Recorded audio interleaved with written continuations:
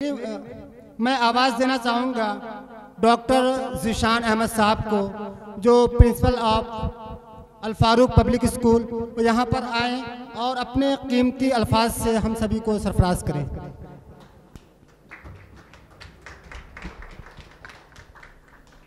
अस्सलामु अलैकुम वरहमतुल्लाहि वबरकातुहू।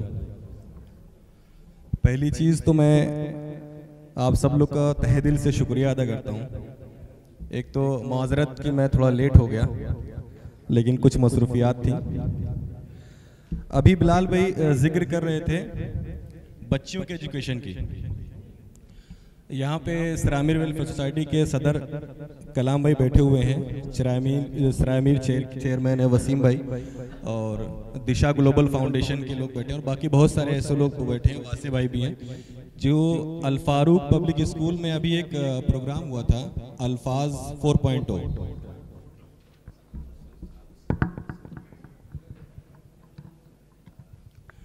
जिसमें बच्चों ने एक एक्ट किया था लोकल हीरोज का, जिसमें अल्लामा शिबली नुमानी साहब, हमीदुद्दीन फराही साहब और अमीन एहसन इस्लाही साहब, इनके अलावा एडवोकेट शाहिद आज़मी और कैफ़ी आज़मी को बच्चों ने पोर्ट्रे किया था।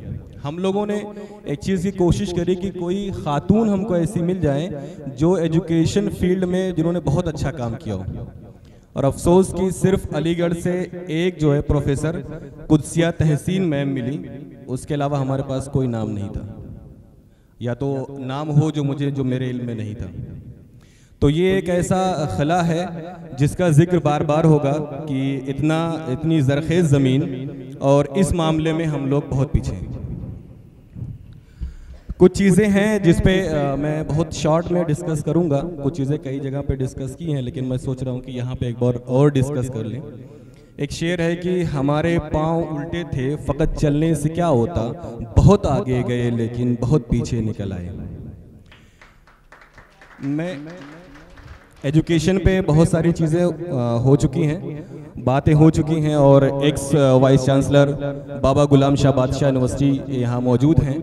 अलीगढ़ मुस्लिम यूनिवर्सिटी की दीवारों के बाहर जो लोग अलीगढ़ से पढ़े होते हैं उनका एक ही रिश्ता होता है, छोटा भाई बड़ा भाई, सीनियर और जूनियर। इसके अलावा तो बाकी सारी चीज़ें वो दीवारों के अंदर होती हैं। एक चीज़ जो है बहुत इम्पोर्टेंस की है, इंस्टीट्यूट ऑफ नेशनल इम्पोर्टेंस, मैं इसकी तरफ आप लोगों की थोड़ी सी तवज्जो चाहूँगा, जिसे आयंस कहा जाता है। और इसकी कुल तादाद, ये जो सेंट्रल गवर्नमेंट है, थोड़ा सा खुश्क होगी बात लेकिन थोड़ा गौर करिएगा, सेंट्रल गवर्नमेंट की जो लॉ पास होता है पार्लियामेंट के जरिए, उससे जो है आयंस बनते हैं, इंस्टीट्यूट ऑफ नेशनल इम्पोर्टेंस, और इसमें कुल तादाद जो है इंस्टीट्यूट की वो 171 है, जिसमें 23 IITs हैं, 20 एम्स हैं, 21 IIMs हैं, और 31 NITs हैं, 25 IIITs हैं, 7 आयसर हैं, 7 नाइपर हैं, 10 सेंट्रल यूनिवर्सिटीज़ हैं, और इसके अलावा कुछ और इंस्टीट्यूट हैं। उन 10 सेंट्रल यूनिवर्सिटीज़ में अलीगढ़ मुस्लिम यूनिवर्सिटी भी शामिल है।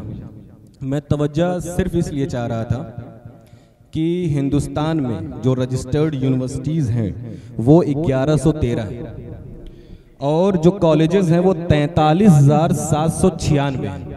जो स्टैंड एलोन जो इंस्टीट्यूट हैं उनकी तादाद 11,296 है, यानी कुल जो इनकी तादाद होती है वो 56,205 होती है।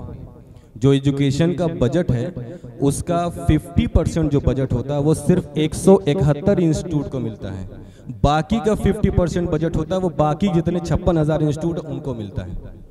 तो आप इससे अंदाज़ा लगा सकते हैं, जैसे आपके घर में अगर 2 बच्चा हो और खुराक पे आप 10 रुपए खर्च कर रहे हो, 8 रुपए आप किसी एक बच्चे पे करें, 2 रुपए किसी एक बच्चे पे करें, तो डिफरेंस आएगा कदो कामत में भी, सेहत में भी, सारी चीज़ों में भी। तो ये जो डिफरेंस है मैं इसलिए आपको बता रहा हूँ कि ये खुला मैदान है जहाँ पे हमारे बच्चे बहुत एक्सेल कर सकते हैं। वहाँ पे कोई रोक टोक नहीं है कि फला नहीं आ सकता या फला नहीं आ सकता, किसी मजहब का या किसी कम्युनिटी की कोई रोक टोक वहाँ पे नहीं है। इसमें आप अगर देखें बहुत सारी चीज़ें आपके सामने आती होंगी। कुछ नाम मैं लेना चाहता हूँ। सुंदर पिचाई, सबने सुना होगा इनका नाम, CEO हैं गूगल के, हर कोई आज सर्च करता है किसी भी चीज़ की इन्फॉर्मेशन के लिए गूगल। इसके अलावा पराग अग्रवाल जो ex-CEO हैं ट्विटर के, सचिन एंड बिन्नी बंसल जो हैं ये फ्लिपकार्ट के ओनर हैं। इसके अलावा दीपेंद्र गोयल जो जोमेटो से खाना लोग मंगवाते हैं उस ऐप के ओनर हैं। Vinod Khosla Sun micro system. NR Narayan जो मूर्ति हैं ये इन्फोसिस के मालिक हैं। और बहुत सारे नाम हैं, ये सब लोग उन्हीं आयन से निकले हुए हैं। तो मैं सिर्फ ये आप लोगों की तवज्जो ये चाह रहा था कि हम लोग बहुत सारी जगहों पे बहुत सारे सेमिनार में सच्चर कमेटी की रिपोर्ट सुने हैं, उसमें क्या क्या चीज़ें हैं, बहुत सारे लोग के इल्म में भी हैं, लेकिन सच्चर कमेटी की रिपोर्ट को आए हुए 20 साल से ऊपर हो गया, लेकिन आप ये मानिए कि आज भी हमारी कंडीशन उससे बदतर हुई है, बेहतर नहीं हुई है। दूसरी चीज़, इससे पहले यहीं पे प्रोग्राम हुआ था, मैंने ड्रॉप आउट्स की बात करी थी। ड्रॉप आउट्स में हमारे जो बच्चे हैं किसी भी कम्युनिटी, जितने भी हिंदुस्तान में कम्युनिटीज़ हैं जो एजुकेशन फील्ड में हैं, ड्रॉप आउट्स का जो रेट है वो हमारा सबसे ज़्यादा है, जबकि हमारी तादाद बाकी कम्युनिटीज़ से बहुत कम है। ये कुछ सोचने की बातें हैं। एक कॉम्पिटिटिव इन्वायरमेंट जो है पैदा किया जाए, जहाँ से जो है कि बहुत सारे बच्चे एक ऐसी जो है कि रेस में शामिल हों, और आप ये मानिए कि हमारे जो बच्चे हैं उनके अंदर कैलिबर की कमी नहीं है, टैलेंट की कमी नहीं, उनके आगे अंदर जो पोटेंशियल की कमी नहीं, आग है, सही डायरेक्शन में नहीं। हम तनकीद का शिकार ना बने, हम जो है कि सलूशन की बात करें और सलूशन ढूंढें। सबसे बड़ी बात यह है कि जैसे अभी शायद जो है कि VC साहब बात कर रहे थे कि बिलाल भाई ने कुछ तारुफ कराया है लोकल हीरोज़ का, यहाँ पे जो आजमगढ़ में शख्सियात रही हैं, तो हम जो लोकल हीरोज़ की बात करते हैं तो लोकल हीरोज़ की जो जानकारी है वो बच्चों तक और पहुँचाएँ, ताकि उनके जैसा बच्चे बनने की कोशिश करें, बने। हालात बहुत ख़राब हैं, नाउम्मीद नहीं होना है। मैं एक चीज़ और कहूँगा, कलाम भाई भी हैं, वसीम भाई भी हैं, अगर ये यहाँ पे तारिक भाई भी बैठे हुए हैं, अगर कोई एक सबब बनता है, कोई एक सेमिनार का जो है जहाँ पे बच्चे अगर मौजूद हों, तो हम लोग एक सेमिनार करवाएं, पॉलिटिक्स हाउ एंड व्हाई। हमारी ज़रूरत पॉलिटिक्स की क्या है और उसकी अहमियत क्या है, पॉलिटिक्स को हम कैसे अपना सकते हैं। किसी का झंडा लेकर हम अगर दौड़ते रहें, अपनी जवानी कुर्बान करते रहें, तो कोई फ़ायदा नहीं होगा। जब तक हमारी मांग, जब तक हमारी डिमांड, और इसका बहुत मैं एक छोटा सा एग्जांपल दे दूं, बहुत छोटा सा एग्जांपल, 2 मिनट और लूँगा, कि पाकिस्तान के लोग अमेरिका में हैं, 2% से कम हैं, और उनकी डिमांड दोनों लोगों के पास थी, लिबरल्स के सामने, डेमोक्रेटिक के सामने। जो ट्रम्प की टीम है, बाकी दूसरी टीम में, ट्रम्प की टीम ने माना, और वहाँ से कुछ चीज़ें निकली जो प्रेशर क्रिएट हो रहा है इस वक्त पाकिस्तान पे। तो ये ऐसे कुछ चीज़ें हैं जो हम लोग प्रेशर क्रिएट कर सकते हैं, वो उसके लिए हमको एक जगह आना पड़ेगा और हमको जागरूक होना पड़ेगा। सिर्फ हम जो है कि बात कर लें या बात करके किसी चीज़ का हल नहीं हो सकता। यहाँ पे बहुत सारे लोग मौजूद हैं जो वाकई ज़मीनी स्तर पे बहुत बेहतरीन काम कर रहे हैं। और एक चीज़ ये है कि हमको इस पूरे पैराए पे नाउम्मीद नहीं होना है, हम लोग कर सकते हैं।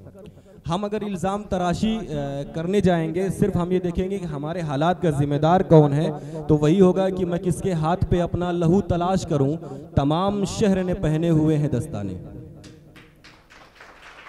तो इन सारी चीज़ों से निकलना है। एक बहुत छोटी सी नज़्म है, मैं आप लोग के सामने पेश करूंगा। देखिए, जो कुछ हो रहा है उसमें कहीं ना कहीं हमारी अपनी भी जिम्मेदारियां हैं। हम सिर्फ बच्चों पे या आगे आने वाली जनरेशन पे सिर्फ उन पे इल्ज़ामात लगा के अपने आप को बरी नहीं कर सकते।